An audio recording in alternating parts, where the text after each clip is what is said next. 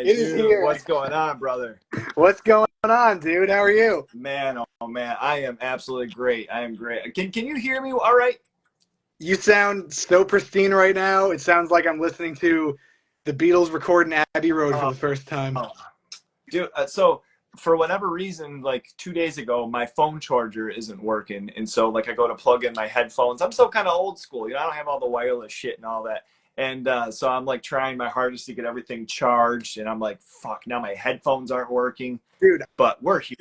I'm with you on the whole wire thing because I don't fuck with like the AirPods or anything like that. I like my shit to be like I like the 20-foot cable, dude, on my headphones. It's like, because once you plug it in, it works. Yeah, you know, That's it. It's like going to a show and somebody's got the wireless hookup, you know, and for their guitar or bass. It's like, what are you doing?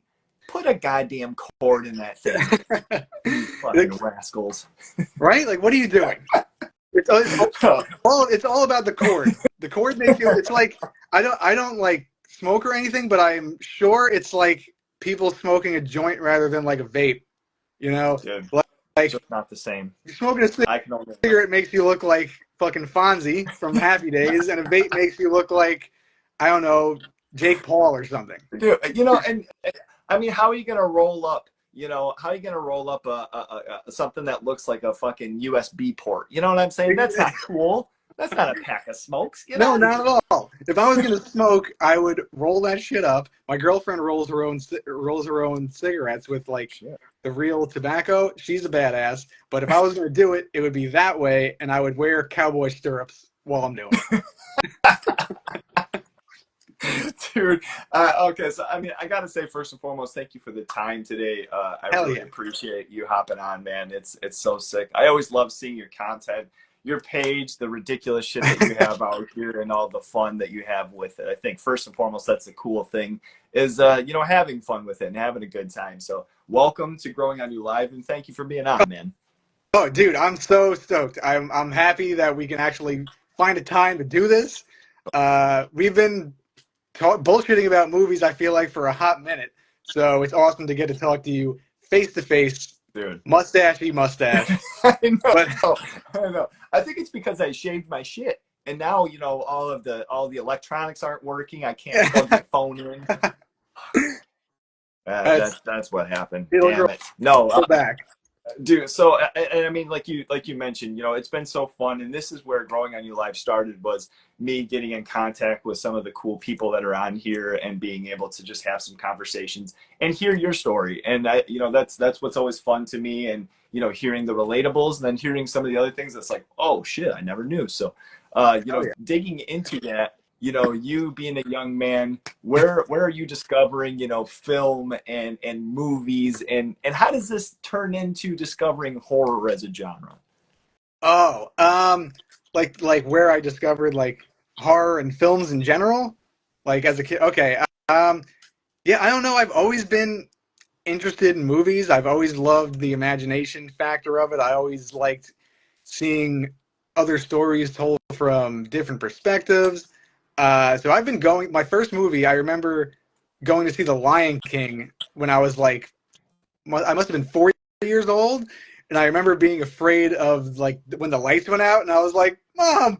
But yeah, ever since then, I mean, I always bought movies. I always collected. I used to buy a whole bunch of. I used to go to Best Buy when like. It's pretty cringy, but like, you know, when you go back on like your old Facebook memories and you see like all the dumb shit they used to write, I would write like, oh, like Hangover 3 on DVD today, going down to Best Buy. It's like, yeah, and like horror, I don't know. I've just always been, I don't know. I can never really pinpoint the first horror movie that I've ever watched. I bounce back between a couple because I remember, I don't know, it's just like a blur. But it's either like Killer Clowns from Outer Space or Halloween, something, you know, basic like that. And I was just, I don't know, I grew up listening to like, all right, you can judge, I.C.P. and stuff like that. So I was always like, Brother, I'm from Michigan. Oh, hell yes. Wait. That's even better. So you actually grew up with the Juggalos. Dude, let me tell you something, okay? My band, for a festival that we played last year, we made a oh my god, not Great Malenko rip for a T-shirt. Dude, that's incredible. I'm gonna. Do you have any extras? Because We do. I would rock that, dude. Yeah, we have a couple left. I think like a couple mediums and a couple larges. Woo! I'll give you money for that. Brother, I will support that. That is absolutely. So great. sorry. Yeah, dude. Oh my god. I mean, it's pretty cringy, but like that era of like I.C.P was very fun to grow up in. Hell yeah. How Yeah, dude. are we? Sorry. No, go ahead. Are we the same age? I'm 36. I'm 34. So like we're Close. right there. Close. We grew, Yep. Dude, we grew up in the golden age man. of Juggalo. And like that's the funny thing is like I think even having like some sort of an interest in horror, there was kind of that aspect of like that being, oh, I mean, now, knowing it's like a horror core or whatever the fuck they call it. But like, it's kind of interesting how like having those kind of paths crossing and it's like, oh man, they're talking about like all this like wicked shit and all the kind of evil like imagery that they have. And yeah, it's fun. I mean, our band is called Tunnel of Love, which was an I.C.P. Oh, no way. Yeah. Yes. Well, it wasn't named after that, but come to find out, we were like, we need to full on play this out, dude. Oh my god. That is absolutely incredible. That album is pretty bomb. That has like what, Cotton Candy on it, Yeah. and I can't remember what else. It's been a minute since I actually like listened to an album all the way through. Sometimes I like to get nostalgic and go back and just go through different songs from that era. But like a month or two ago, I was watching Big Money Hustlers on YouTube, and I was like, wow, this movie fucking sucks. But but it just brings me back to a time where like when we watched it as kids, we were like, wow, this is the best thing ever. And it was absolutely not, but it's just ridiculous. Right. But I had a buddy who recently said that he had a copy of it. I've never seen that before, actually. Oh, really? That and like the wrestling DVDs that they did and shit. Oh yeah, JCW and all that. You have to watch Big Money Hustlers for the novelty factor of it. It's coming from the minds of two people who dress like clowns. So it's going to be ridiculous. But Harlan Williams is in it. The Jerky Boys are in it. Really? Yeah, the director of it like directed music videos and like that's it. Like I think John Cafiero, and if you look at his IMDb, it's not impressive, but it's just wacky and goofy, and it's like made for kids. Like looking back at it, it's just goofy. They're making wacky noises. There's like sound effects. There's a Violent J dresses up like a gorilla and he's holding like a banana like a gun. It's just like not high art, but it's hilarious. I mean, the director went out on top. He's like, where do we go from here? Yeah. That was his Godfather, and that's it. Needs to cap it at Big Money Hustlers. Then there's a sequel, Big Money Rustlers. No way. Which takes place in like cowboy times, like the Wild Wild West. It's not good. No shit. I mean, I'm kind of into it. Is that one on YouTube too, I wonder? It probably is. Yeah, I don't even know where you can, like, you can't stream that shit on Netflix. Yeah, YouTube probably has it.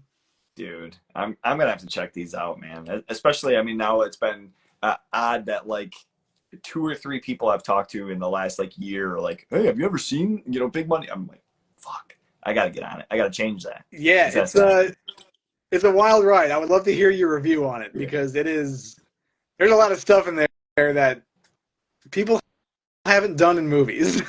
Stuff that makes you wonder, like, wow, like someone wrote this and put it to film. Like this is forever ingrained in some pocket of cinema. Big Money Hustles exists on its own. Damn, dude. I mean, now you mentioned as far as like Halloween killer clowns, and it's funny because I think like when we look at like our pages or we talk to people, like that seems like a very like typical answer to say, but like as a young person and seeing these things, especially Killer Clowns, you know, where it's like supposed to be silly and Yeah. some of the shit that's in it, you know, you're like, what am I witnessing? What is happening? And then mentioning Halloween, dude, horrifying. Still to this day, I think that movie is terrifying.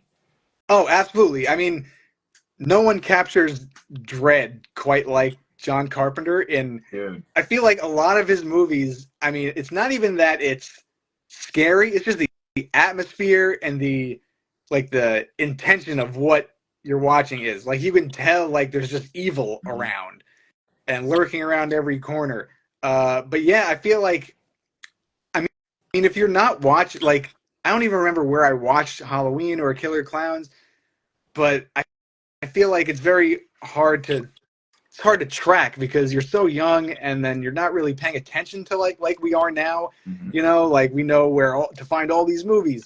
And I mean to watch Halloween is I feel like any of those mainstream movies are great entry points for anyone wanting to get into horror, as like, you know, basic as it sounds, but they're classics for a reason. Yeah, yeah, for sure. Like I'm No. not going to tell people to watch like oh, like you should start with like Dead Pit.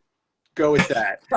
It's a fun movie, but like yeah, you gotta start with the classics. You know, it's kind of like I'm not a Star Wars person, but like it's like people ask like, oh, where should I start Star Wars? Like start from the one that came out first. Watch Exactly. it in succession like everyone else did. You don't need to start with the newer ones. Start with the older ones. That's why people fell in love with it in the first place. Dude, and it's funny that you mentioned that because the same fellow that I was talking to, he's a coworker of mine, about the Big Money Hustlers. We were talking about Star Wars, and he was like, you know, the first one I started at the beginning. You know, I the first one I ever saw was part one, and I was like, what? Yeah. Like episode one, not part four. That was the first one that he had ever saw was episode one, like the Phantom Menace, and I was like, dude, what are we doing here? Yeah, no wonder Right? why. Well, yeah. Did he I see it in get it, theaters but when he was a kid? no, he was. I think this was like a few years ago. He'd never seen him before, and like just dug into him. And he was like, "Yeah, I want to start with episode one. That's the first movie, right?" And I'm like, "Dude, Wow. you didn't like as they went on. It wasn't odd that like they got Yeah. older, Right? Like, oh, the quality looks a little like 35 millimeter. But dude, I think it's because I don't know. Like me and you, we're and other people who we speak to in this community and the film community and the horror community. There's a lot of people that are just casual fans that just like so don't do as much research as we do. Like we're aware of all this shit, right, and that's right, so it's I like hearing the perspective of people who like really aren't in this world to watch it to something like that and be like, huh, all right, that's the way you see it because yeah." we're like so in it, we're so enthralled in it. I know, and I think it was even funnier too. Maybe I should have prefaced the story by saying like he's a movie guy. Like Oh, he watches, okay. you know, all sorts of different stuff, and even knows like, you know, like we talk about horror, and he's like, "Hey, do you like Maximum Overdrive?" It's like, yeah, of Yeah, course I do. Like I love that movie, you know. So it's like it was just weird when we talk about something like Star Wars, and he's, you know, mentions watching the episode one, you know, for the first one. I'm like, holy shit, man, yeah, crazy. that's wild. And I don't want that to sound, you know, like pompous or, you know, like nose in the air or anything like that. You know, by no means. I mean, I love people discovering shit in any manner. But it was just funny, you know, when we had that conversation for sure. I would imagine it would like, you know, I mean, yeah, not you don't want to be pompous or anything, which you're not being, but like there's certain ways to like, you know, soften the blow to you could help people by like no, don't start with the bad ones. Like start with the ones that made people actually love it. At least when I don't like Star Wars. I have never watched Star Wars. I have no inclination in seeing Star Wars. But even I know just from like dude, Star Wars is like just so everywhere that I'm like, I know Darth Plagueis. I don't even know what I'm saying right now, but I know like characters. I know plot points. I've never seen it, but like it's just so in the zeitgeist of like if you are into movies, you just know about Star Yeah. Wars. It's like just implanted in your fucking brain. Wow, that's crazy. You've never seen any of them? No? I never seen any of them. Uh, I feel like a lot, and correct me if I'm wrong, I could be wrong, which I tend to be. Um, but a lot of people, at least people that I've spoken to, like their parents showed them Star Wars, or like they watched it with their dad or their grandpa. My dad wasn't really like a movie person. He showed me like Ace Ventura and shit like that. Like, So I don't know. Yeah, if you're any of your parents showed you Star Wars, or you just like gravitated towards it with I, from yourself. I had older brothers, so that was where like that was like introduced to, and then I think maybe even like going to toy stores and seeing the toys and figures and things, that was kind of a draw as well. Oh yeah, dude, walking through the Toys R Us aisles, sure that was the best. Dude, Did you go to KB Toys or Toys R Us? brother, both. Yeah, If hell I yeah. if I end up at a mall, then cool. If I end up Yes. near a Chuck E. Cheese and there's a Toys R Us next door, like fuck, that's a Got date. it. You know what I'm saying? That's the life right Yeah, there. I feel bad for people who aren't Toys R Us kids, because being a Toys R Us kid was the best. So sick. I know, it's crazy. And I see that they're like starting to build up some stores again. Like they started in Macy's and they're like possibly bringing stores back, like whole stores. That would be really. I mean, man, nothing's ever going to touch the Toys R Us of yesteryear. Uh, but so my girlfriend lived in Minnesota previously, and we went to the Mall of America, and they had a Toys R Us, and we're like, we need to go in there. It is not the same as what it Oh, was. really? Maybe it's because we're older and like they don't have like the old like the Lego. They have Legos, but I don't know. Just they don't. It's the vibe is different. Weird. No kidding. No, now you're New York way, right? Oh yeah, baby, New York, Okay, five ever. dude, that's like, and now like when you're coming up, do you have like local video shops or mom and pop rentals, or like how did that go for you as far as did you spend a lot of time going and renting some movies on the weekend with Oh, friends? oh, yeah, Blockbuster was my shit. Then we had a. It was either, I mean, Blockbuster was the mainstay. There weren't like a lot of like mom and pop videos around my way. I grew up on Long Island. Um, Oh, okay. yeah, so not it was like 45 minutes away from the city. Uh, but yeah, mostly we had a lot of Blockbuster videos. We had Hollywood videos, which I would go to Yeah. frequently. Yeah, Hollywood videos, dope. And then we had this one called Total Video. That's where I only rented a couple movies there, but I rented Lady in the Water from there in like 2006. That movie was not great, but there was No. more like the mom and pop vibe. Yeah, that movie sucked. Okay. But yeah, You wouldn't let that. Blockbuster was the spot. I mean, uh, my mom took me there. It was like a Blockbuster and a McDonald's right next to it. Best Dude, combination ever. yeah. I mean, we talk about Chuck E. Cheese and Toys R Us. You know what I'm saying? If we're talking a Friday night and you get some McDonald's or maybe a pizza and some Coke, and you got a couple of Yeah, movies, man, Daddy. The that's old school Pizza Hut restaurant. Have a night there. Have a brother. good old fashioned nightcap at Pizza Hut. Listen, the other day I was out with my little one, and she's still younger, and she discovered her first karaoke machine, or not karaoke machine. I'm sorry, The the jukebox. jukebox. She's like, "What is that?" It's like, "Oh, dude, listen, you're at Pizza Hut and you're waiting for that one Rush song that you Yeah. paid your quarter or 50 cents. You're You're like, the come only one on, jamming out. Yeah, dude, dude. that's so sick. Your daughter is very lucky that you're into all this retro vintage stuff, because you could be like, you can't get everything on one device. You'd have to have multiple Yeah. devices. You'd have to walk around with CDs in your fucking pocket. So you're gonna show her some cool shit. Yeah. No, I mean, now, did you ever like in discovering media and having VHS and different things, like did you ever get into anything weird like these CEDs or like laser discs at all? No, I never got into any laser disc like that or anything. I honestly, to be fair, I had no idea what a laser disc was until like I don't know, like 5 years ago. I thought it looks like a vinyl record, but Yep. it has like those plastic little tabs, and I'm like, what is this? And this Escape from New York laser disc, and I thought it was a vinyl. Okay. And then I'm like, how do you take this? Like, what is this? How do you take it out? And then someone was like, that's a laser disc, and they like kind of schooled me on it, and I was like, oh, I had no idea those things existed. Dude, it was like, it's funny too because like VHS, I get, you know, the cover art and, you know, like the platform and everything, that's really cool and I dig it. There was a Goodwill actually at one point that I'd found a player, it was called like a Laserdisc player, and then like a whole bundle, the Thing, King Oh, Kong, wow. The Exorcist, Friday the 13th, and it was such a shitty technology that like I was like, get this out of here. And I'm sitting here fucking with this thing, trying to put in the disc and trying to see if it works like a turntable, and what a mess. Yeah, did that go? Was that before VHS or after VHS? Because that's like you said, it's so clunky. Like, who the fuck would want to do all that just to watch a movie? Yeah, It's just like an oversized DVD. yeah. It was after. It was like a precursor to DVDs. Okay, okay. Which is, I mean, I don't know why they went bigger because I mean VHS, they're clunky, but like it's small. Yeah, yeah.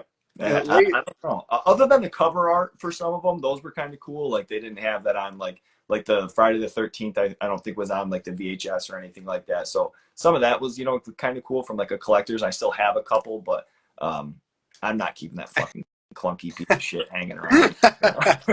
yeah, that's a little talk about like a very niche collector's market. I'm sure laser discs are like not high priority Yeah. for people. Like you said, the artwork is. I love the artwork on VHS tapes.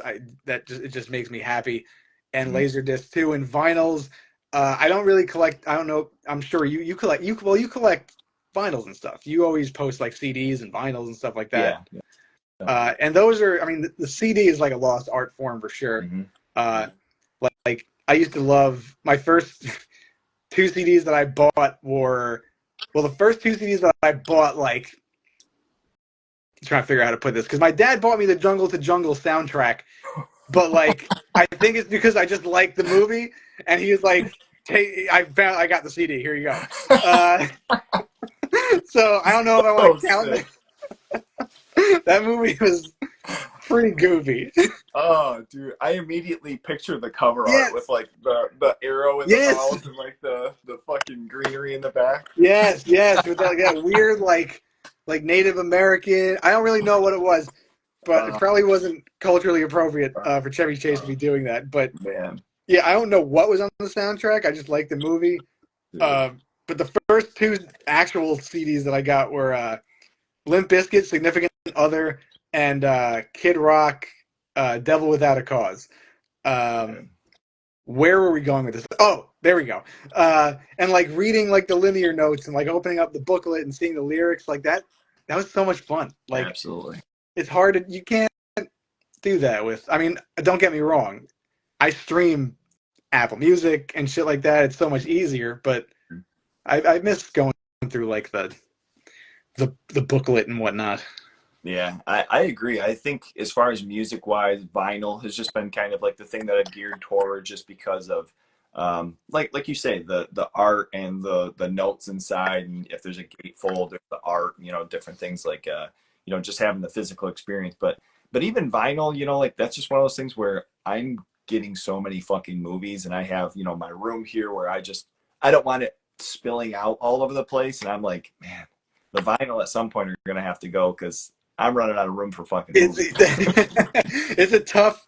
I mean, collecting all that stuff is very tough if you don't have a lot of space, but it makes us happy. So there has to be a happy medium. But with your, I want to know with your band, do you get vinyls pressed, or do you Yeah, do? Oh, you yeah, do? yeah. We just recently we had something. It's gone now, but we actually did. It was I can't remember what the cut of it was called, but it was cut into a square. It was a 5 inch vinyl, so it was something smaller, like a little bit special edition, like a collector's That's thing. Um, dope. but my previous band that I was in for like 7 or 8 years, we had pressed something to vinyl, and that was huge for me because I grew up with like my grandma's record player, and you know, like seeing records and like what the hell are these? And Yeah, so actually pressing something to vinyl, it's cool, you know, like it's exciting, you know, something as far as a collector wise. yeah. And to have your own stuff in like physical form is like so. weird to have it like tangible, and you're seeing your name on this thing that you like created, and you're like, wow, like this is something I made. You know, it's not just something you put out on the internet, which is also cool. Like, get your creative stuff, release it however you want, but like having something tangible is just like like you have it, you can hold it, it's something there. Yeah. So that's Yeah. awesome that you have all that shit I agree. to like look at. I mean, now, because you play too, right? You play bass. Yeah, I just picked up the bass like last year. My dad got me a bass for Christmas. Me and him kind of bond with music. But I was in like a hip hop group for like a long time, and I like did like hip hop for a long time, and then just kind of moved on to my solo stuff, which was like hip hop, indie, rock. I don't really know. Oh, It was like I kind of just wait. blended a whole bunch of shit. Yeah, yeah. You sent me a couple of demos like some time ago because it was like guitar, but then electronic shit too. Oh yeah, yeah. I don't remember what That's I sent that's you, but right. That's right. I forgot about that. Oh shit. Okay. did I ask Yeah, you to yeah. play something over it? I might have. I don't really remember. I don't think it was that. I think you were just sending me because like we're both mutually into music and posting things. Yeah. I think you were just like sending me like a couple of demos or something. Oh, sweet. Fuck, I forgot Wow. about it. Well, Dude. I forgot about that too. Thanks for listening. Small world, brother. I know, for real. Um, but yeah, I mean, we uh we made some CDs like back in the day, and you never. I mean, again, like you said, like when you saw it from your when you saw it like vinyls at your grandma's house or whatever, you don't think that that's like a feasible thing to happen. But then you get older and you start making money and you start realizing that you could create all this stuff and you make it happen, and it's like it's pretty Very cool. That crazy. yeah, it's pretty dope. Even if honestly, I mean, even if like no one listens to it or no one buys it, it's still yours. Dude. And that's one of the best things. Even with with CDs, with T-shirts, anything that you're doing, like just to have somebody somebody else's hands. I mean, like that's it's a cool feeling, man. It's awesome, and it's one of those things that's beautiful. I think about music and the community. I've got to ask, are you into hardcore at all or punk or anything?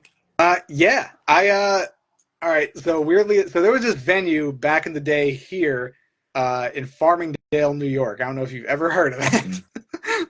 No, all right. It's don't worry. It's not a great town. But there was this place, this small venue called the Downtown, and they had like I saw like Hatebreed there, E Town Oh, Concrete.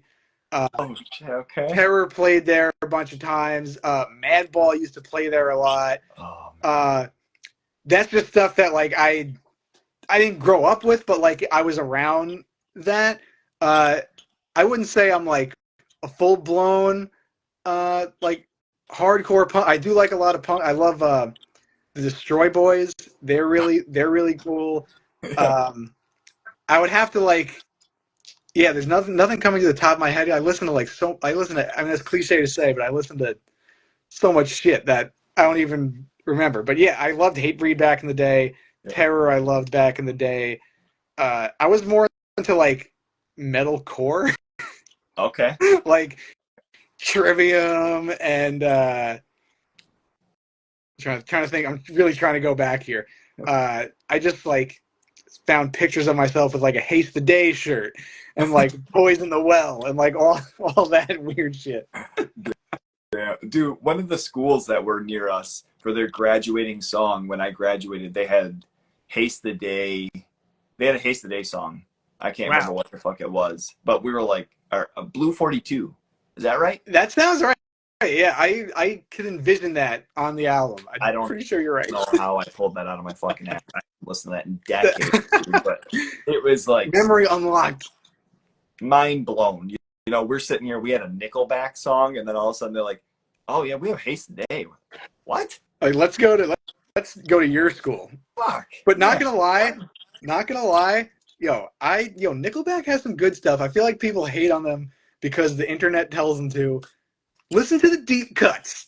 I'm telling you, Nickelback is not that bad. I actually I'm gonna agree with you. There's some stuff on there that's pretty solid, and what swayed me toward that band is their drummer. Me being a drummer, I'm always kind of hyper focused, but right? that dude, I don't want to say he's way too talented because I mean they're rich. Yeah, I mean they have full on made it from a band Oh, standpoint. But oh that yeah. drummer, man, that dude rules. It's kind of like the Travis Barker effect. Like he's so good, and I mean Blink-182 is a great band, but and I don't mean this to offend you as a drummer, but like not a lot of drummers make bands, but like Travis Barker makes Blink-182 like Totally. what they are. And Yeah. that's not a knock on drummers because Mhm. I mean, I'm not a drummer, but I don't know, if I hear like something, I'm like, wow, that's a fucking my one of my favorite drummers is the Rev from Avenged Sevenfold. Oh yeah. Rest in fucking peace. That dude was a madman Yeah. on the drum. That dude, like, I don't give a fuck if you don't like metalcore or whatever Avenged Sevenfold were doing, but like solo those drum tracks and goddamn, like Crazy. he can hang. Yeah. Absolutely. And even that newest guy, and I'm now the name's drifting from me, but their drummer that they have right now, that guy, that latest record that they put out is so weird. I'm not like a hyper fan, but I started listening back and like some of the shit they're doing on there. It like there's a track on there that almost reminds me like Bohemian Rhapsody. Like it's just Okay. crazy tempo and it's insane. That guy is fucking a beast. I haven't listened to any new Avenged Sevenfold since like I don't know 2012 or something, or maybe yeah, whatever the King album, Hail to the King, which was Oh not yeah. great, but yeah, I'll have to check it out if it's weird, just to hear what they're up to. I'll send you the song that I'm thinking of because I can't remember the name right now. But it's absolutely standout. Like it had no place being on the radio. It is so fucking weird. But like I was just like, holy shit, this song rules. All So right, I yeah, I am love it. very intrigued. I But was I think what were you gonna say about hardcore and punk? I feel like I threw you off with a tangent. no, that's good. I was gonna ask because you mentioned being on Long Island. If you were familiar with the band Incendiary. Oh yeah, yeah. They played so they actually opened up a bunch of times at my job. I work at a music venue over here, and they opened Oh up for really? a couple metal shows. Like Killswitch played here. They opened up for Killswitch. Okay. They opened up for Spite and someone else. I forgot the. Yeah, it's gonna. Spite wasn't the headliner, but it was some band that I was like, really, they're headlining. But yeah, Incendiary opened up for them. Yeah, I'm aware of them. Oh, dude. They rule. Them and This Is Hell. That's you mentioned Long Island. Those two bands, I've heard of this as hell. great, great, great Have you stuff. ever No, played anywhere down here? no, I played in Rochester. That's about as far New York wise Oh, that I got. okay, yeah, not near Rochester, but there's a lot of yeah, No, man. If you venture out over here, there's a lot of dope places. yeah, for sure. No, no, you're not Long Island anymore, right? You're like closer in the city. No, I'm still yeah, yeah, I'm Long Oh, you Island. are on Long Island. Oh, Yeah, okay, gotcha. I'm about still about like 45 minutes an hour away. Oh, Oh, okay. yeah, we always take trains into the city, so it's not too crazy. But yeah, the city's fucking expensive. Yeah. I mean, now, like you living over there, are there like relevant video shops or music shops that you go and you check out at all?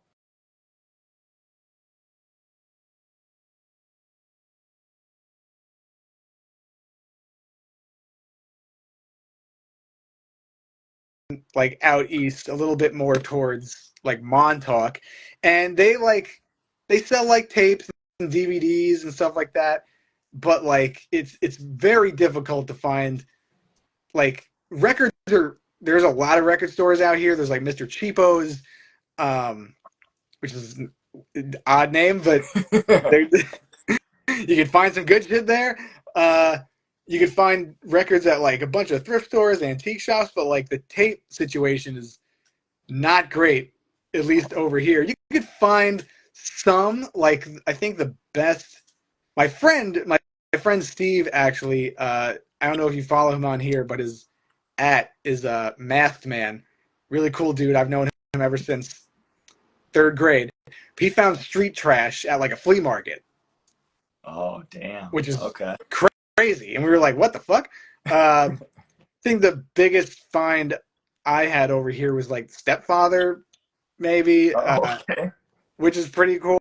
And then like that plays deep into the sandbox. They have like the guy who runs it, or he like co-runs it. He's like a horror fan, so he kind of knows what to get. So we had some cool shit there, Okay. like Beyond the Door 2.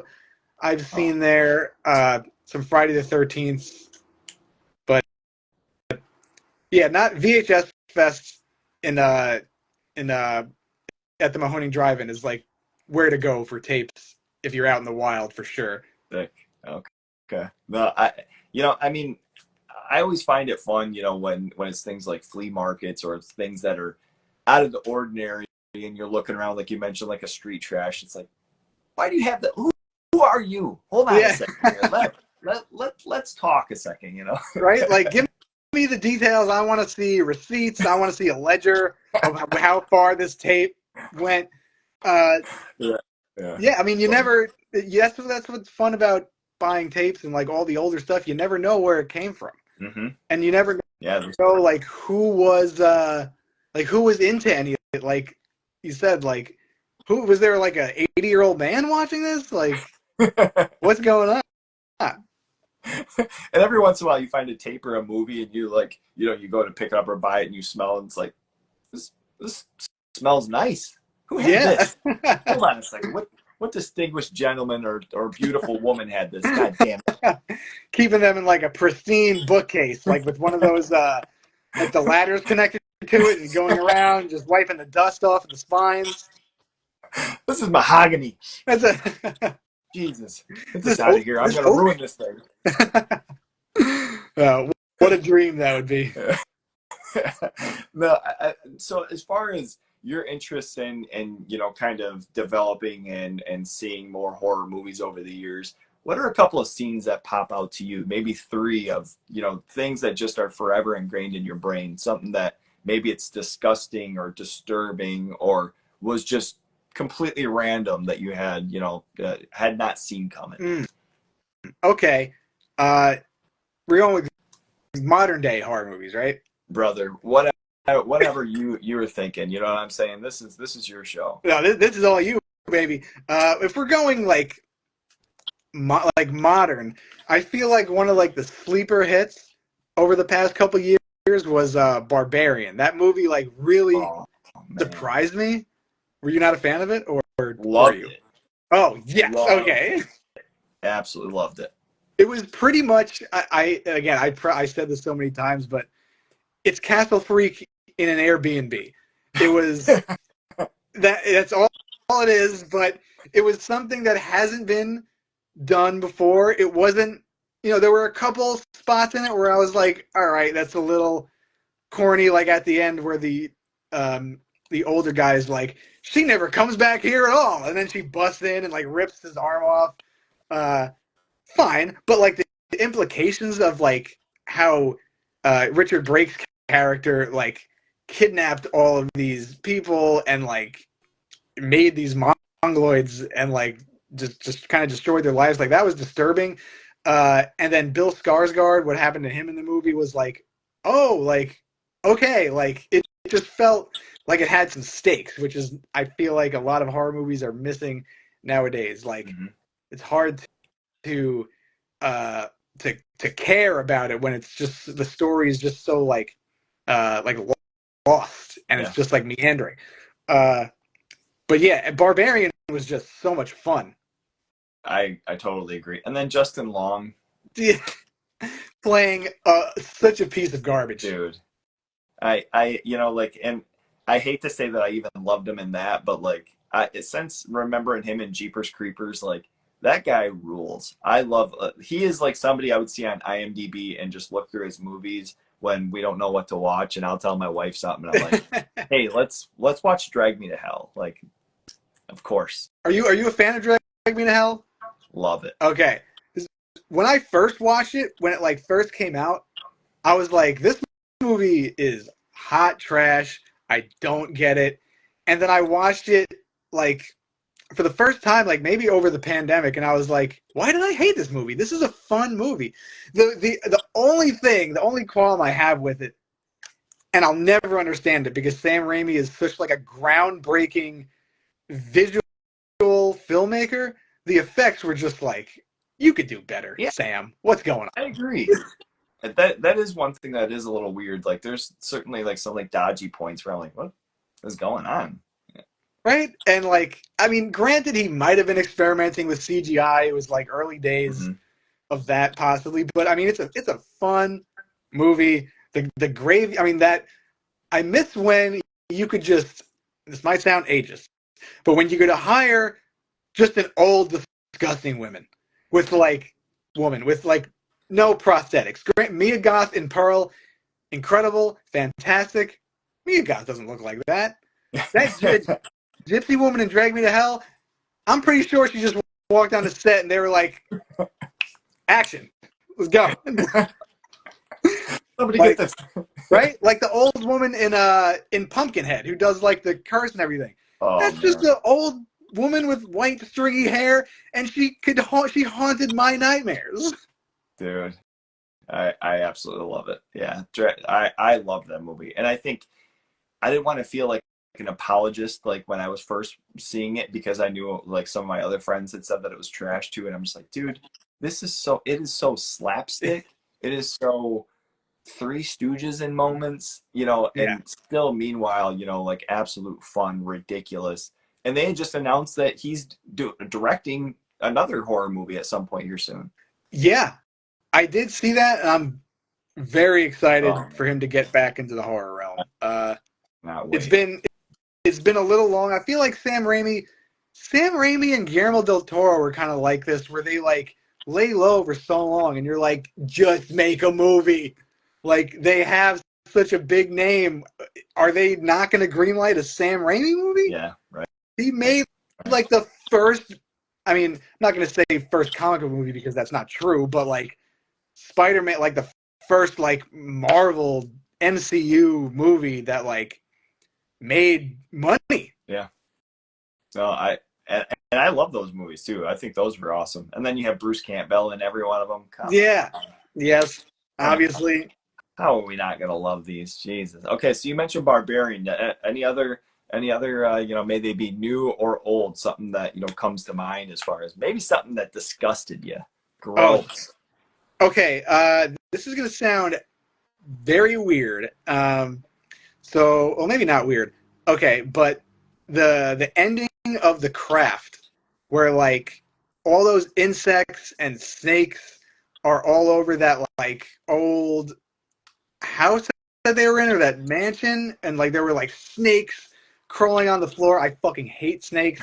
They terrify me. I don't want to look at one. I don't want to even imagine one. I remember exactly vividly the first time I ever saw a snake and was scared of one. It was during like I was watching MTV when I was a kid. This wasn't real life, by the way. Like I never saw like a snake in real life like that to freak me out, but there was like a close up of a snake at the end of Real World versus Road Rules or something, and it like popped up on the screen as I was like waiting for like South Park to come on or something, and I would like fucking rolled back. I did like a somersault backwards, and ever since then, snakes have freaked me out. So that scene in The Craft with anything with snakes is gonna fuck me up. Oh damn. I'm gonna have to revisit that. I've got it. I think on Blu-ray, and yeah, I haven't seen that in a long time. I'm gonna have to watch that one again. It's a really fun movie. I don't think it gets a lot of I don't think it gets a lot of credit, but like the cat, like Robin Tunney and Veruza Balk and Nev Campbell and what's her name, the chick in Half Baked, the girl who played Mary Jane, whatever her name is, I forgot what Yeah. it was, but and Skeet Ulrich. I mean, it's like a quintessential like '90s horror comedy, and I don't like to say horror comedy a lot because it's done to death, but that's the one. It like had good jokes. It had a lot of scares. I'm so hard on like horror comedy. Ah, really? Man, there's some great ones out there. I don't know. I'm gonna have to pull off it. I have a couple things set aside for the end of this where it's like a horror hot takes and whether you're a fan, whether maybe they're the more popular movies or such. But man, horror comedies, I love them. They're like that's one of my things. Where name one that you could watch like over and over, like it's a comfort film.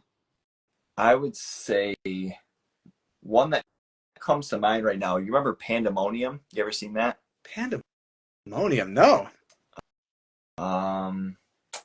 What about Schlock? I've never heard of that one either. Oh, I need to see these movies. Oh man, I gotta send you these. They're fucking hilarious. Okay, let's cut out all this rascal business, dude. Return of the Killer Tomatoes. I've never seen. I'm not against horror comedies. I just don't like when it's done poorly. Oh, and these are done poorly. Well, I mean, Return of the Killer Tomatoes can be noted as poor for sure. Poorly in like Ready or Not was like not funny to me. Oh no. Oh, okay. I don't even consider that like a horror comedy. I wasn't a huge fan on that movie, honestly. So I thought like Samara Weaving is a badass, like no doubt about it. But like the Radio Silence, I feel like every time I watch one of their movies, they feel I could like see them in the writer's room, like patting themselves on the back, like, oh, this is so witty, this is so clever, and I'm like, I don't find this funny. I don't know what the fuck y'all are talking about. But like Brain Damage, like that's like, would you consider that's like a horror? Yeah. I love that movie. Hilarious. Cabin in the Woods, I really enjoy. Oh man. What movie did you say? Sorry. No, I love that one too. Cabin in the Woods is very near and dear to my heart. That movie's awesome. It's so good. I mean, and even when you mentioned like Army of Darkness, horror comedy. Come on. That's a movie I need to see again because I don't. All right, like that era of like the world, like the knights in shining armor, like that's not my vibe. Mm-hmm. And I watched it like a long time ago, and that like completely turned me off from it. So I need to watch it again. Brother, I know I'm gonna watch it tonight for you. All right, I'm serious. Yeah. All right. Too long. You're hot on Army of Darkness, dude. It's just. It's not even so much, like, the premise and the whole, like, medieval times and everything is silly and goofy and schlocky, but the writing and the delivery of Bruce Campbell, and, there's a scene where he's sitting there and he's being fed, grapes by some slave or whatever, and he's like, first you want to kiss me, now you want to kill me, blow. It's just like Bruce Campbell delivers, dude. He just absolutely rules, kills it. I remember that one scene where they kind of go into that like gigantic hole in the ground or whatever, and that like witch, that shit freaked me out. that witch, that is like the Sam Raimi that I thought we were gonna get in Drag Me to Hell, like those gross practical effects. Because the practical effects in Army of Darkness, from what I remember, are just fantastic. Because they had like whole armies of skeletons and like different like skeletons with like swords, and their mouths were chattering as they're talking, and their head gets spun around when it gets knocked, somebody punches them, and oh dude, it's great. You gotta give it another chance. I'm a little more open-minded than I was back in the day, so Army of Darkness is absolutely on the list because I know a lot of people love it. A lot of people are into it. You're blowing it right now, so I will absolutely, watch it. And it's Bruce Campbell, so like, it's Bruce Campbell. It's always fun watching him act. Agree. Do you have certain like out of the horror movies and things, like a certain villain that has always been like your top as far as when we're younger and we're like, dude, Jason will fucking kill Michael Myers. Well, the Tall Man has this. And did somebody stand out to you as far as, like one of those characters that's, just phenomenal? Freddy Krueger is my guy. He's my fave. That was one movie I saw back in the day that like really like cut through me, pun intended. I always have like vivid dreams. I like, dream therapy and like dream dictionary type of stuff. Uh, so like the fact that like he could get into your dreams and he could kill you in there, you're not safe from him. And he was the most terrifying to me. Uh, that I had a dream when I must have seen it. That was another movie I saw really early on uh, that really affected me. I remember having a dream in when I was in third grade of like Freddy Krueger lurking around like the field of my elementary school, and that like freaked me out. But yeah, I think Freddy can fuck anybody up. I think he's maybe the most powerful one because you can't beat him. I mean, Jason keeps coming back, but you gotta like shove a pipe down into like a grave and have it get struck by lightning or whatever. Freddy Yeah. Krueger is in your dreams, and he could come out of your dreams and like completely warp reality. If you could warp reality, I feel like that is the ultimate win.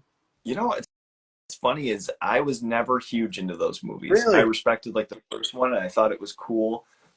This last year, me and a couple of buddies did kind of a breakdown, and they chose because they're both really big fans, and so we had done episodes where we talked 1, 3, 4, and then New Nightmare. And I went back and I watched all of them again, and dude, there's some amazing shit in those movies, and particularly I got to say, Part 4. Dream People want to baby. shit on that.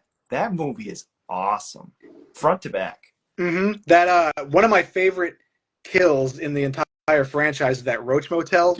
Uh, it's just so gruesome. It is insane, and that's the thing too. Is it's like as like silly and funny as the whole thing is. There's also those elements of like, ugh, like that particular one, and the elbow snapping, Oh, and like, yes. dude, what are we doing? Holy shit! And it kind of bummed me out because that Remy Harlan was the one that directed the new Strangers movie or trilogy. So let's talk on a hard take, a hot take here. Were you big on that or no? Big on the new Strangers movie. I wish I could erase it from my mind. I wish it wasn't happening. I wish it wasn't greenlit. It was, and okay. How do you feel about the original Strangers? I feel like we talked about this, Yeah. but remind me. You weren't a huge fan of the original anyway, right? Or am I wrong? I love Okay, the original.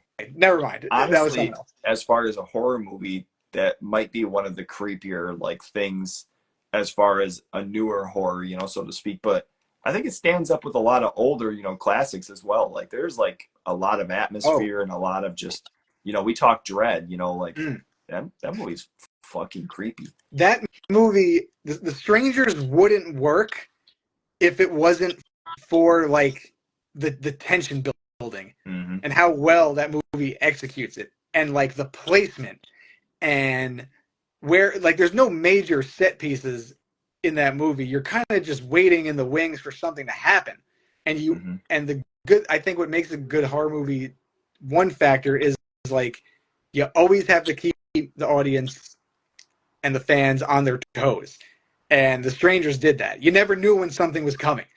uh the Strangers Chapter 1 reboot, remake, requel, whatever it's called, did none of that. It had zero. Like the acting, first of all, the acting was horrible. The story was so bare bones that it was just bland. There was no energy to it. Like there was no like frenetic energy at all. Because when you saw like when things picked up in The Strangers, the original, I don't know, my heart was like racing. That movie like really, between The Strangers and The Conjuring, those are like two modern movies that really like made me not want to go home. I just wanted to like stay in the theater, and I'm not moving because someone's gonna come out from somewhere and like axe me to death. Uh, but yeah, this new strain. I don't know what.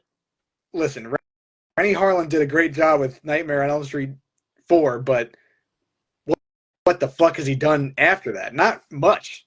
Man, I mean, do you think it's like, is it because it was announced as a trilogy. So that was always like kind of my thing, because I haven't seen it yet, and I'm very Oh, hesitant by oh, everybody's, like viewpoint of it. But I always like, I just always wonder, because there's two other parts to it, if this was merely kind of a setup type situation for whatever the other two are going to be. Because I thought, weren't they all filmed collectively? uh, I'm not sure, but if they were, not a good sign, because I don't think The Strangers did very well at the box office from what I recall. But again, I mean, it was such a low budget type of movie that it probably made its money back. But I mean, it is I want you to watch this to get your opinion on it. It did set stuff up, but like it was so you don't I don't know, it just didn't make sense because we already know. I don't know where they're gonna go with the story. If it's like an interesting place, I mean, I'm definitely gonna watch it to have an opinion on it. But this remake, it was just devoid of like any tension, even the shots, and it could have been like the studio giving notes, but like the shots were bad. Every So many shots were close was a close up on the main actress's face. I'm like, what do you? There's weird shots of all like the villains. It's just I don't want to spoil it for you, but it's so far it's at the bottom of my list of horror movies this year. Like easily the worst one. Damn, that's crazy. Yeah, I mean, I hope that there's a little bit of a, like an uptick, as far as these other like couple of chapters, because like I say, I mean, I love Nightmare on Elm Street 4. I thought there was going to be, something, cool that to where like, and especially I think what was cool was the story behind him with that movie, and like, being very vocal on like, this is what I want to do. Like, I'm not going to be a part of this if I don't, if I can't have my shit this way. And, so it's like, I don't know. That's a hot take, brother. There's a lot of people that say that's kind of decent, and there's other people that shit on it. I absolutely hated it. And listen, I don't want to go into a movie. I don't want to Agree. see a bad movie. Yeah, agree. Right. I hope, like, we all go to movies because we want to be entertained. We want to like it. Yeah. But wow, I can only speak from my experience, and this movie was a pile of shit. It was a waste of film, a waste of a paycheck for people. Richard Brake was in there for some reason. He could do so much better. Exactly. Weird. Yeah, they're setting, but it was just so, like, you could see everything unfolding. Like, what's going to happen. There was no mystery. It was just not great. Damn. And I think, like, I think we kind of have like a likewise mindset of going into a movie and wanting to be a fan of it. Like, I think there's a lot of times that people go in and they have like such a high expectation, or and maybe that's, not your viewpoint, but I want to go in and I want to be entertained. I want to have a good time with it. I'm not critical on, well, the cinematography wasn't quite up to par with their previous two works. Like, dude, did you have fun? Like, did you laugh? Did you enjoy, certain aspects? Yeah. Now, but there's other things where it's like the cameras, the acting, the fucking shots, the score, you're just like, yeah, well, what are we doing? Exactly. Like, I am a little bit of a film snob in that way, but like, I just want a good movie. Yeah. Like, at least if the movie sucks, I try to find at least one good thing to say about it, because like people did put time and effort in making this movie. But yeah, some movies I just can't find anything redeeming about them, and sometimes it's hard to not go into movies with preconceived notions, especially like you love The Strangers in 2008. So do I. I did not have high expectations for this movie. So if it was okay, I would have been like, all right, it was okay, it was fun. To me, it was unwatchable. It was unwatchable, and it was okay. Can I spoil one thing for you? Please. It's funny because like there's certain movies or certain things I don't like spoiled, but there's also fun aspects like a movie like this of like how much I've heard about it where I like hearing aspects like this and then all of a sudden seeing the movie and being like, uh-huh. Yeah, or maybe you might be like, it's not that bad, or We'll something else. we'll see. Dish it out, Well, bro. this one, all right, so there's one scene. I mean, you could pretty much predict, you could envision this movie in your head without even seeing it, so I don't feel bad. Uh, so they're in this shed, the main actor and the actress, I forgot their names, uh, trying to get away from like the main, masked villains. The masked woman comes out of the corner, um, and she's fighting with the girl. She's leaning against the window. Uh, she's leaning. I'm trying to remember it. She fights the masked woman off, and then the potato sack dude breaks the window behind her and is kind of like choking her and trying to drag her out. And then the boyfriend comes downstairs with a shotgun. I'm going to repeat that: a shotgun.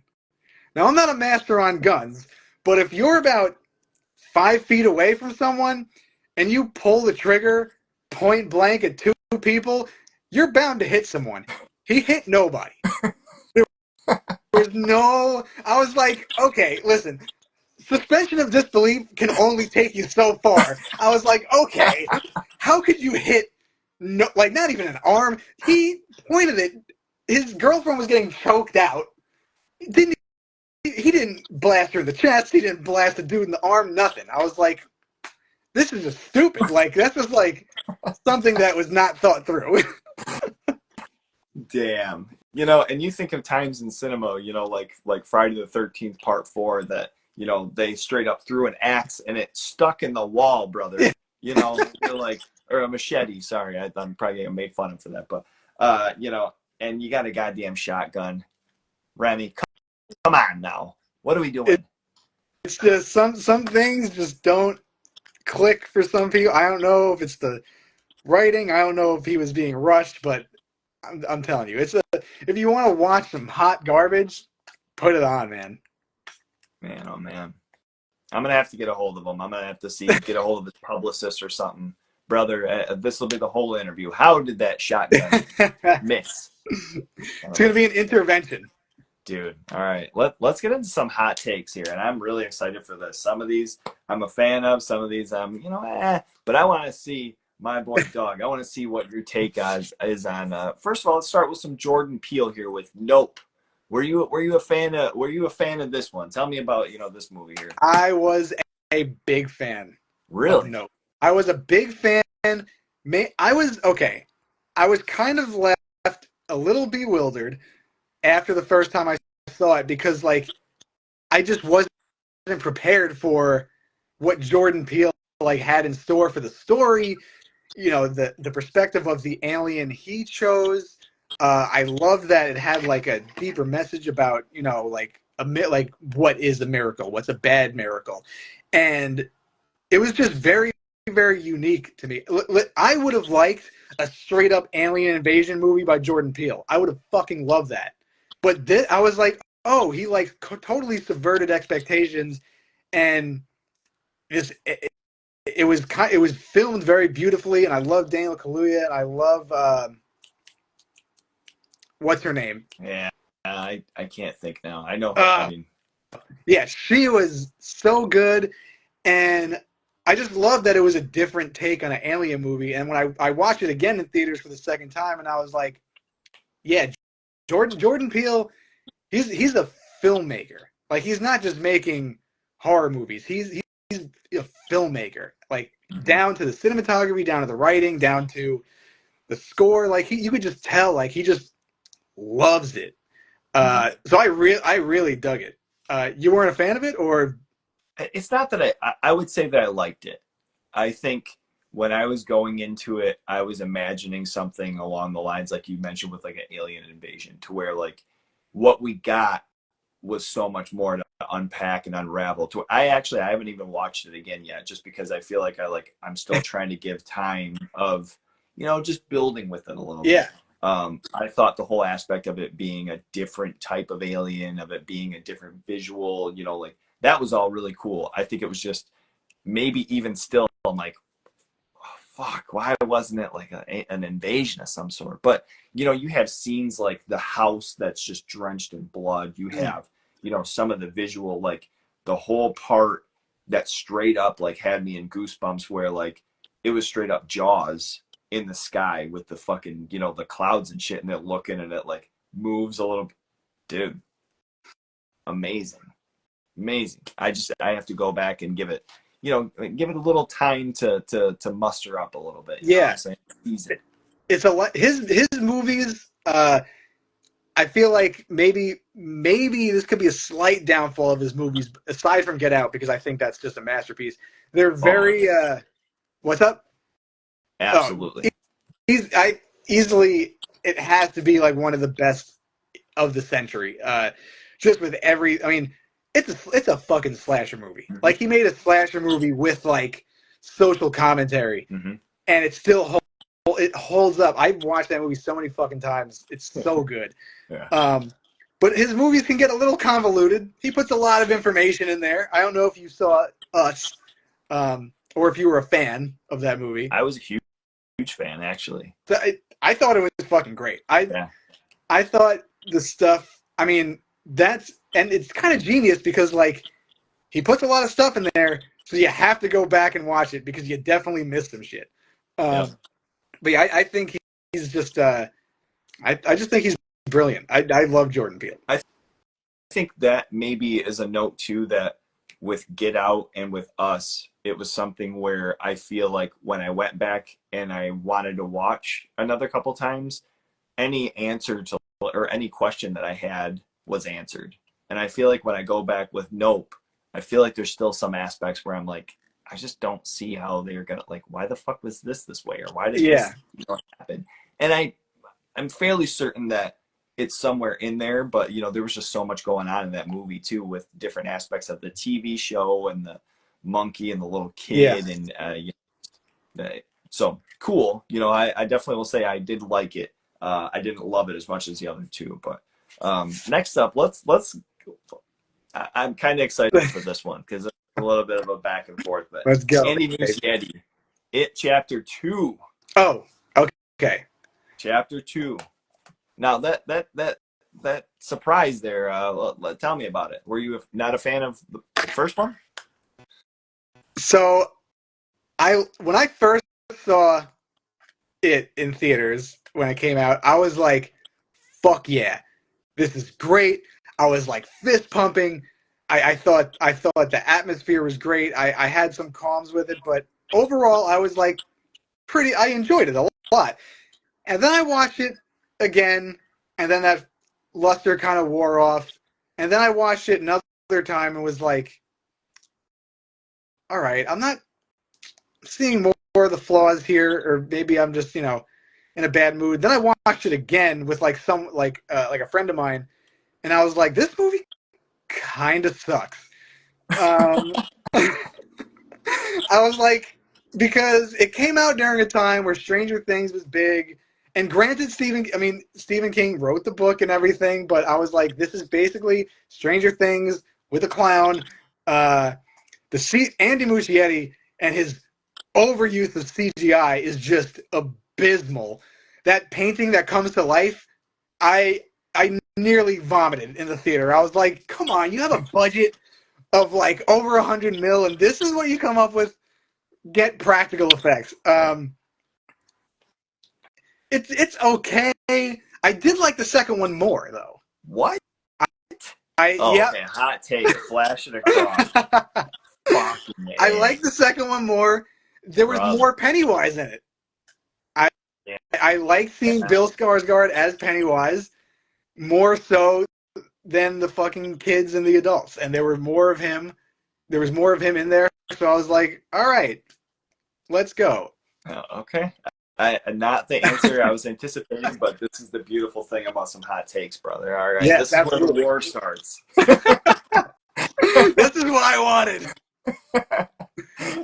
No, I Ring love the the bell, first brother. one. I still do. I think that second one, I think it's haunted by that ending still. Even the original 90s series, it's just, for whatever reason, people think that they have this idea and they can pull off every other aspect, but you know, that part, you know, and then people, like, for whatever reason, for the longest time when this was like, you know, being prepped and trailers are coming out, they're like, oh, is the gangbang scene gonna be in? It's like, why the fuck would they do that? Like, why are you so festered on like that has to be somewhat in this fucking thing? I realize it's in the book, you know, like, but no, that's not gonna be in it. I'm not a Also a part of book. the writing team, but like, Jesus Christ. They made a good move because that movie would get pulled so Yeah. fast. Yeah. But So yeah, what did you want what would make you turn around? Like what could they have done that would have made you like it more? something with the ending. I hated the ending. I hated the fucking creature thing. You know, because like when you're reading the book, and I mean, it explains it being kind of this like unnameable, you know, creature that's in different forms and such. You know, like I mean, it's kind of hard to have that imagination. But the last thing that I want is this fucking giant CGI big dumbass head Bill Skarsgård. Like, no. But I will agree. I mean, Bill Hader did an amazing job. The build of the characters, like, it was certainly better than the original second half, like in the 90s series.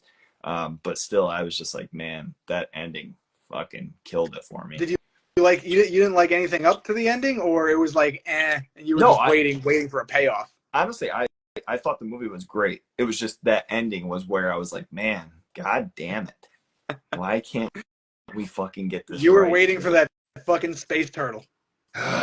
Dude, bring on the space turtle. You know what I'm saying?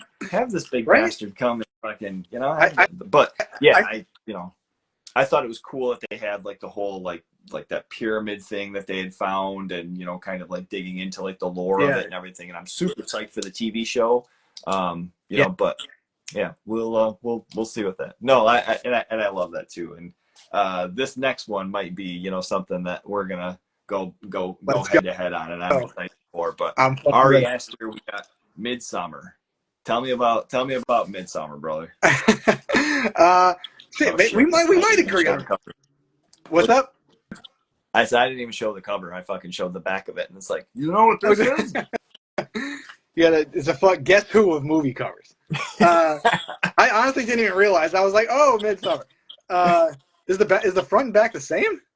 Am I crazy? No, it was like a Oh, A24 that they put out. It's like the black, and there's some sort of code in the bottom of it, but that's the very actual edgy. part of it. I love Florence Pugh in Midsummer.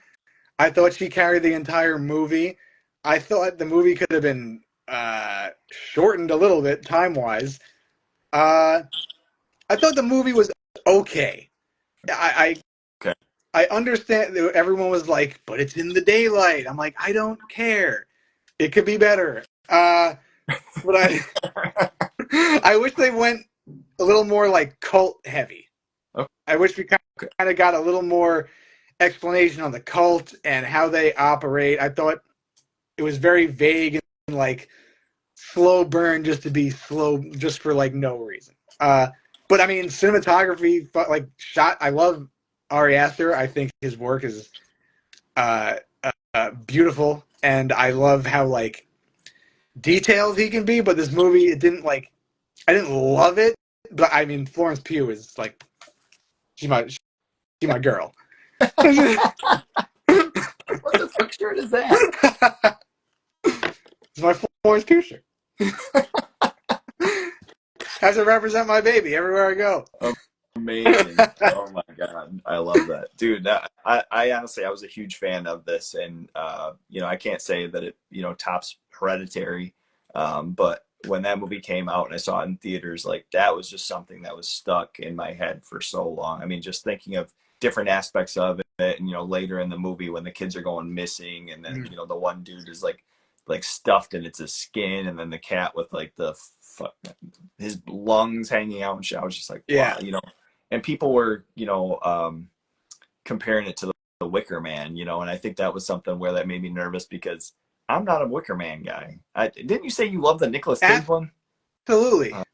Oh, fuck. Not Doug, because it's a good movie, we're making because it's headway, brother. fucking We're ridiculous. making. That's the movie you should have broke out. This is the I don't own a Wicker copy. Man hour. Yeah, I don't fucking own that. I can't do it. Even though I had a really cool edition for a long time that was like a wooden box, like an actual wooden chest of the Oh, original 70s one. that's And bad. it like broke open. That thing was sick, but I was just, now that I think about it, actually, I ended up selling that because that movie like turned my stomach at the end. Really? I didn't get a good feeling from that movie. That's how I felt with Midsummer. Like I just felt weird after it. And Yeah. Ari Aster is great at making you feel uncomfortable, and that's how I want to feel during movies. So I was pretty. It affected me, but I was like, I don't know how I feel about this movie. But I'm with you. The original Wicker Man, I don't know. It bored me. I and that's why I like the Nicolas Cage one, because it's Nicolas Cage and he's just being ridiculous. But I mean, it's not a good movie. It's like one of those. I remember I rented that one at Blockbuster Okay. when it came out, and I was like, this is fucking ridiculous. I don't have a copy of it here, but we're talking Nicolas Cage. Did you see Longlegs? I did. What? Oh, okay. Now we're gonna get into it. What a waste. Oh, what? Okay. All right. Dude. Give me the reason for being lonely. I mean, where do I start? I mean, we've all seen true crime. We've all seen, the FBI that's, chasing different things. And I love these things. Don't get me wrong. I am a huge fan of, Silence of the Lambs, even, recently with True Detective or Mind Hunters, that's like a great point for something to be. And then you add on top of it the fact of, that it's this doll maker that has possessed these dolls and, did all this different shit. I feel like that movie could have been groundbreaking if there was like 3 or 4 rewrites. I just feel like there was so much disconnect between like all of the different aspects of the movie where it got to the very end and I'm like, that's it? This is what happened? Like, what? I don't want to spoil it for anybody who hasn't seen it, but I think the marketing, they deserve a job, any job that they want. The marketing of that thing was phenomenal. Maybe like one of the best things that I can remember in fucking memory. I mean, it blew it up. Like I was so psyched of it. Oh yeah. And there was just different aspects of like the girl was not telekinetic, but psychic kind, or was but like more so clairvoyant. psychic, and it was, dude, it was a huge bummer. There just You got make to good like points. Sorry, go ahead. I was just gonna say, it just got to a certain point, I think, where I was like, there was so much potential, and this was not it. And you do make good points. I will say that. Wait, let me say one more really quick thing. Okay, so she's a psychic, right? And she's this FBI agent, and she's kind of seems like she's still newer to everything and trying to figure out the ropes of such. She don't know this motherfucker's in her basement. You literally knew that this guy was in the house in a row of houses that all looked familiar, and your partner gets killed, and you don't know this dude's in your basement. Again, you make a good point. What are we doing, Doug? What are we doing? I never got that she was like psychic, like to the fullest degree. Maybe she had like really good hunches, or she like felt certain. She was like more of like an empath rather than a full blown psychic. And she also went through a lot of trauma of her mom probably tried to condition her to block that out to like protect her. And Alicia Witt I thought she was absolutely the star in that movie. Oh, she was so good. She was like almost not jealous, but also like the way she was like and I had to protect little Lee to get killed. Like she was almost like she had to protect her daughter by helping a serial killer, and she was doing this all for her. And she was like, Lee. She thought Lee was like ungrateful, which she had no reason to be because she didn't know anything about it. But yeah, I heard a lot of things that Micah Monroe was flat, and like I just thought that was the character. She's kind of like just this cold person because she went through so much. But I enjoyed, and like you said, with the marketing was great. But when I see masterpiece, scariest movie of the year, I'm like, no. Uh, you have to go in, and that kind of makes things hyped up a little more for people in a way that's kind of unreliable. Like you're going thinking that it's going to be a masterpiece, but that's like the highest bar.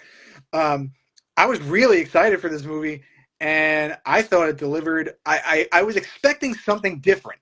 I will say that I didn't know what I was expecting, but as it kept going, I was like, okay, all right, this is interesting. Where's this going?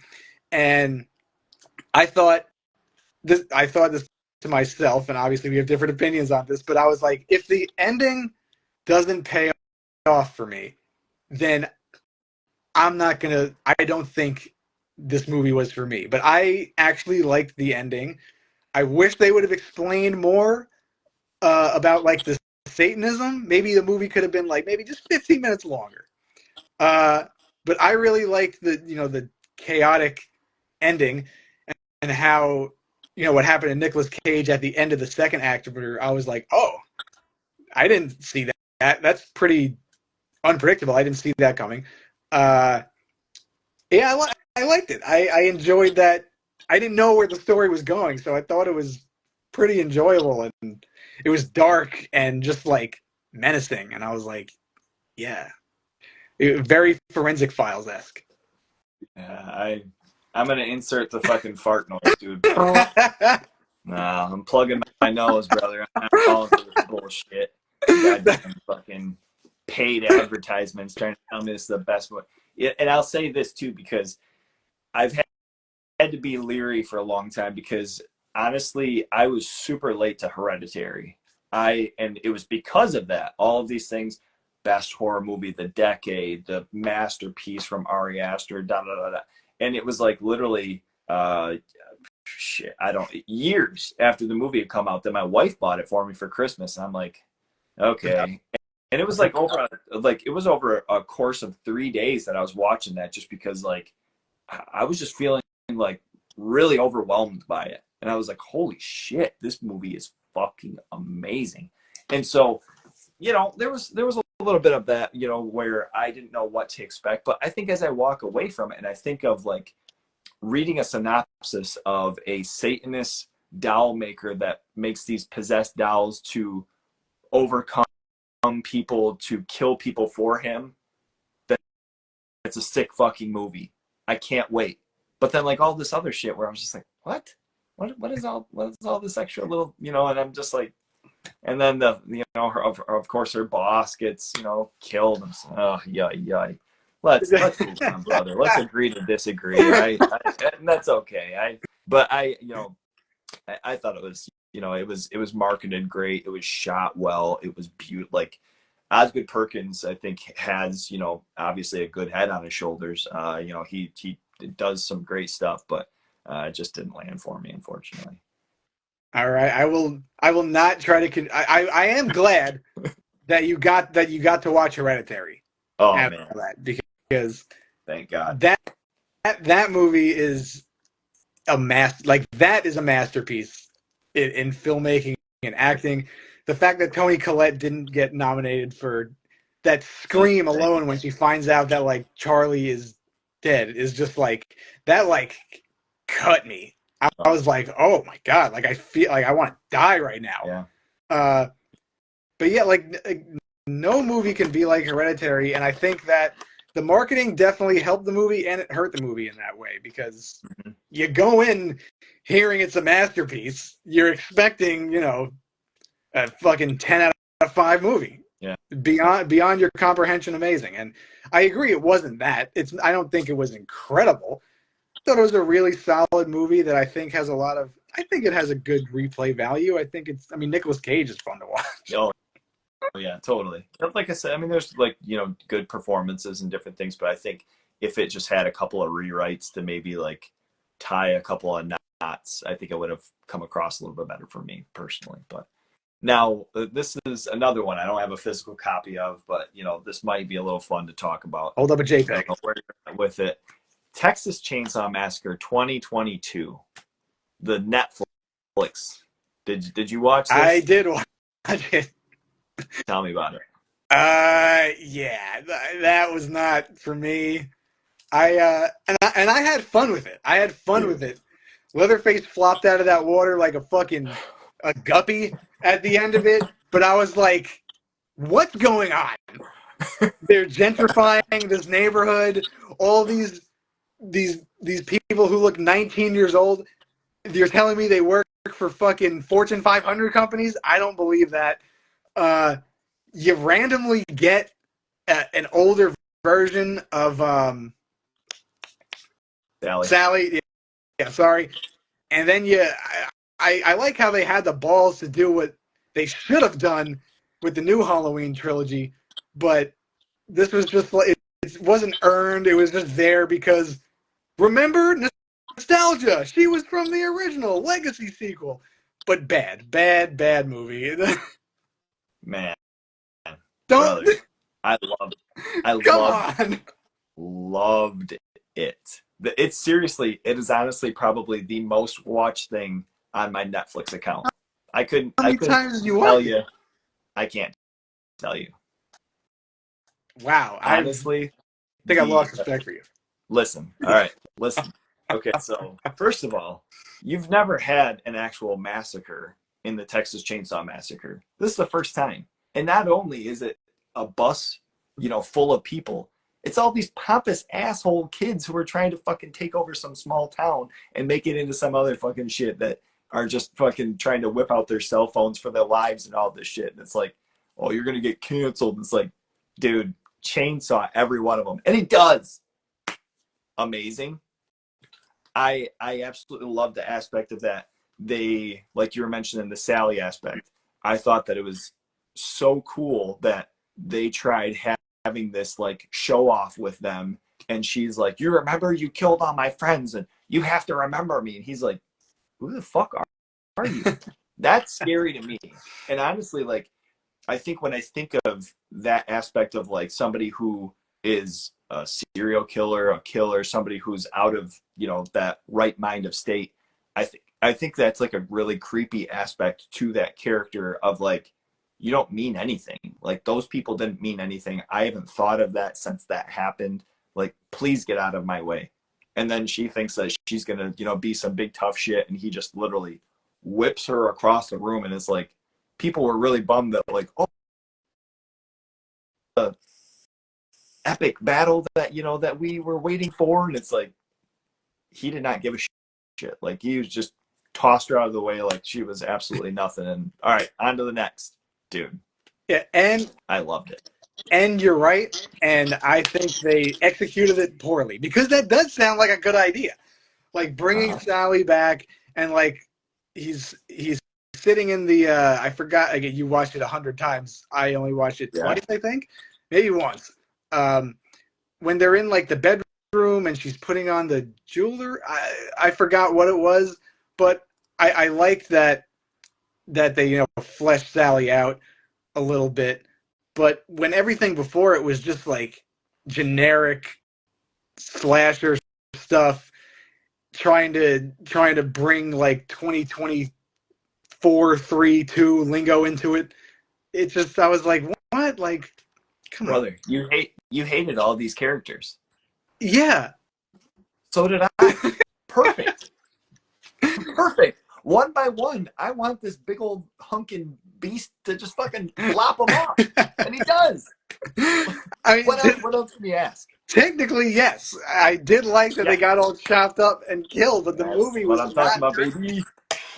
It was just so hacky. Dude, I'm telling you. I could not stand any of those characters, and no offense to any of them, maybe that wasn't, their intention, but they made me hate every one of them, and I wanted to see a demise. And we got, dude, and great kills. The one cat who like had his like cheek sliced open and shit. Come on now. I'm trying to remember it. Is that when he like kind of beat him with the hammer?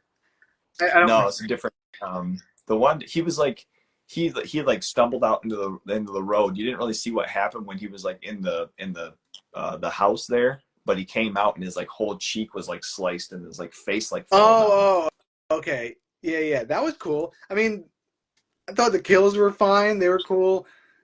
But like when they try to like force emotion out of you, like the sisterly bond, and like I don't give a shit about that. Like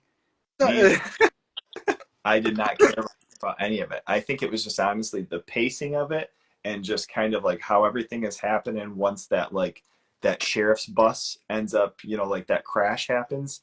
I think that was just like the set tone of just like a continual energy of mass chaos. Wow. Loved it. Loved it. I feel completely different. Dude, loved it. We'll agree on that one. We both loved it. Yeah. I appreciate the confidence. Whatever makes you sleep better, you can tell yourself whatever you like. I will never watch that movie again. Oh, we're going to, dude. We're gonna do like a watch through or something. There Wait, we go. who? Fede Alvarez directed that, right? He was a producer on it. Who directed that? Who directed the? Can't think of what the guy's name is right now. Fede Alvarez is doing the new Alien, and that got me kind of excited and kind of nervous because he's hit or miss for me. And what, you don't like Don't Breathe or what? Don't say Evil Dead. No, I loved Evil Dead. Okay, I loved his Evil Dead. I like Don't Breathe a lot. I love the Hills. No, he didn't do Hills Have Eyes remake. That was Alexander Aja. Yeah, I you know what? I don't know. It was just a weird choice for me. I was like, Alien's big. And, I don't know necessarily what the story is, but I feel like a couple of people I was reading online, a couple of buddies were saying that this is like a certain like aspect in that story where it was right after the first one and before the second one. Yes. And it's like something that's supposed to be like in comics or some shit, but like a mass just murder, just casualties. So I mean, I'm totally with it. Kaylee Spaney, she was in Civil War and she was great. And I think she's a very good, she's like an easy person to root for. She's very charming. She's a badass, just like Sigourney Weaver was. So I think they definitely cast the right person. I'm not huge on the Alien movies. I mean, I like Alien and Aliens. Alien 3 was fun. Alien vs. Predator, guilty pleasure. I do like that movie. But yeah, it's about time for a good Alien movie. Yeah, I agree. I think it'll be cool. Like it's been hit or miss, I think, with space movies in general. I think after seeing Event Horizon, it's kind of tough. You're like, where do you go to make something scary other than this? Yeah, and Event Horizon was like what, 1995? Long time ago, brother. Damn deal, baby. All right, we're gonna put the nail in the coffin here. We're gonna see on how we're feeling. This is the last entry of horror hot takes, and we're going to talk the horror of the Halloween series, the 2018 Halloween Kills and Halloween Ends. Hit me with it. What do you think about them? Why would you do this to me, brother? We're here to make dreams. Why would you do this to me? Listen, I don't even think I know your opinions on this, but you have them, so I'm going to assume that you like them. These are your opinions. Let's start with a yes or no for all three. Halloween 2018, yes or no? No. Kill. Absolutely not. So, surprisingly, just because I liked the beginning of Halloween Ends and I was like, what the fuck? Not a good no to all of them, actually, but no to all of them. No, I was totally not a fan. I don't think Danny McBride and David Gordon Green were the right people for this franchise. They have no sense of scare factor, no sense of tension, no sense of dread. It's kind of disrespectful to John Carpenter's. They literally said, I don't like the fact that they were like, forget all the other movies. This is going to be a continuation. And then they make the first one, and that's like a 40 years later one. And then they're like, ignore everything from the original on. And then Halloween Kills, they put Laurie Strode in a hospital, just like they did in the Halloween. It's the same. They're just rehashing the same stuff, and they're trying to remember the Halloween 3 Season of the Witch. We're not going to do anything with this, but here you go. It's just like, and like the Big John, Little John. It's like, oh, we're comedic writers, so let's write a dumb fucking SNL sketch in the middle of this movie. I just didn't. I just don't subscribe to any of this. And then so Halloween ends. I go in there. I'm watching it. The intro is what's his name? Fucking Rohan Campbell, whatever his name is in the movie. What's his name in the movie? Doesn't matter. Rohan Campbell's character comes on the screen. That little, the kid falls off the balcony, and I'm like, am I supposed to know this person? Was he in the other movies? Is this a new character? And then you find out it is a new character. No emotional connection to him. Andy Matichak is a bum. She has no energy in her performance at all.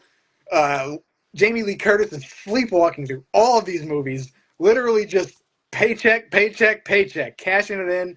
And then they forget Michael Myers is like a weak sewer rat in Halloween Ends. He's getting his ass kicked, and by some scrawny kid who works at a gas station, maybe. Literally on his way to get his Slurpee, he just fucking uppercuts Michael Myers. Then he's on the way to go and have a really quick relationship with this random girl, and all of a sudden you're supposed to feel for them, I guess. And then, oh yeah, with 10 minutes left of the movie, they're like, oh yeah, this is supposed to be about Michael Myers and Laurie Strode. Cue the fight. And then what the fuck? Yeah. I'm sorry. No, it's a great breakdown, brother. And I agree. I think the 2018 the Halloween, I think that one was decent. I wasn't a hater on that. I think it was all right. Halloween Kills, I was not huge on. Certain aspects were kind of cool, but it was just more of like here's another shout out, and here's another like, have you ever seen Halloween 3? And oh, this mask is I think Halloween Ends was kind of oddly a little bit of a highlight for me, just in the fact of it returned that whole idea of like Michael Myers being an entity, and it returned that initial kind of push on saying that like this is more of a spirit that landed in this guy's body that can now form into this fucking little wimpy goofy kid that nobody likes. But I thought it was also kind of like a feel on like Friday the 13th Part 5. Okay. And I'm not even gonna apologize by saying I love that movie. I thought it was fucking awesome. Even though it's Roy, that movie's cool. I like that movie a whole lot. And I would respect David Gordon Green even more because they were doing so. It seemed like they wanted to do something different. If they wanted to continue this Michael Myers legacy over at Blumhouse, and Rohan Campbell could be the new Michael Myers, like, okay, we saw like the build-up. Like I was like, okay, that's kind of something. And then they're like, oh yeah, fuck this kid. We have Michael Myers. I was like, they just wimped out on their own idea. They got cold feet, I think, and they went back to what everyone is expecting or what everyone is used to.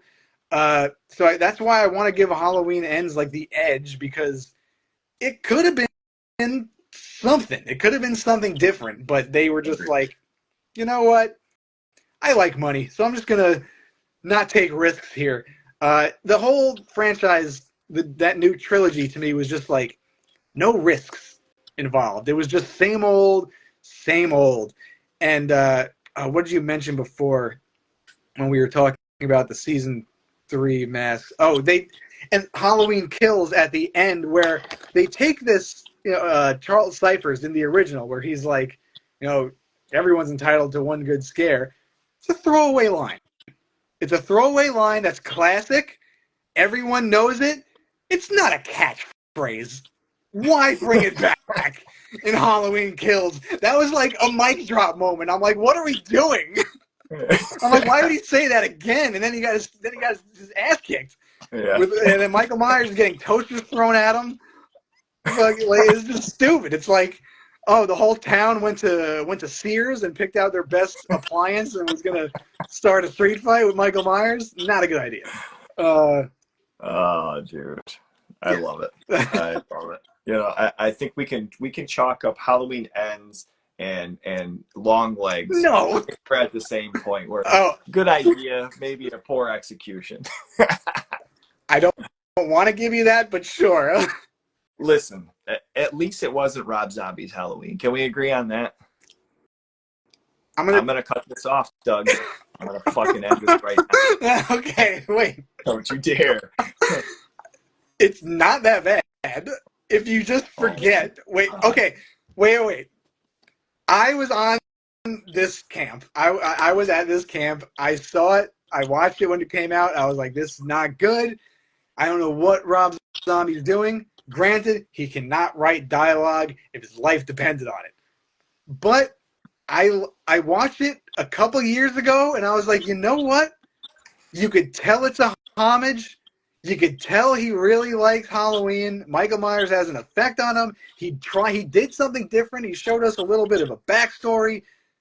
If you just imagine that this is the only, I agree with you. I think, like you said before, Michael Myers, the most effective way to get him across is to make him like an entity, like kind of like how Dr. Loomis, sees him. He's this all-encompassing evil. Could be human, could be something else. I thought Malcolm McDowell played that really well. Again, no one can replace. They didn't have a Loomis in the new trilogy. There was nothing to ground the movie. Give me CGI Loomis from fucking Halloween Kills or whatever it was. That guy, oh my lord, I agree. The dialogue is horrible. The aspect of that we have to see young Michael Myers torturing animals. I don't need to know why he ended up the way he is. That's the fucking scary part of that character, dude. That's the scary part of. And then this Dr. Loomis goofball. I wanted to I don't know. I'm not gonna sit here and preach violence, brother. You know what I'm saying? But that movie sparked violence in me. I'm not gonna lie. Fuck. Listen, damn. You're not. Yeah. And then a highlight. This is gonna fucking ruin the whole Your thing. points are valid. Fucking Malcolm McDowell. Cut it out. God, hey, he got cinema royalty to play Dr. Loomis. Why? Don't you? I just think it's better than the new Halloween trilogy, because he tried to do something different, and I'll give you points for that. I'll always give points for originality. Not the best, where you don't picture Michael Myers' parents saying, "Hey, motherfucker, this cock's," like, okay, like, all right, we know Rob Zombie, we get it, Rob Zombie, you like the word fuck. You don't have to use it every 2 seconds. It's okay. The horror community will still like you for some reason. Relax. But yeah, I don't know. I just thought it wasn't as bad when I watched it. I watched it like 4 years ago, and I was like, it's not that bad. My partner at work had me watch it like a year ago or so, and I'm just like, was that your first time watching it? No, I saw it in theater, both of them.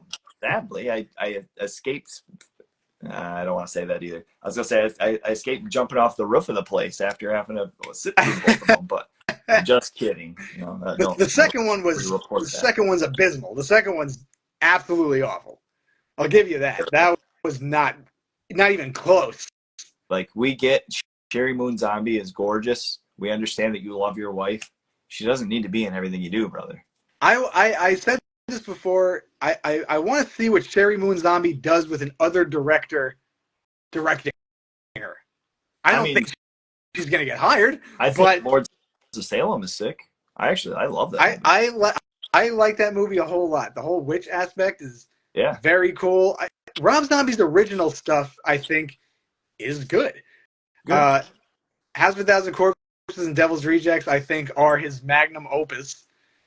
You really can't. Those are like pure, like Halloween horror movies. Like, Yeah. Honestly, that would be if someone was looking to get into horror.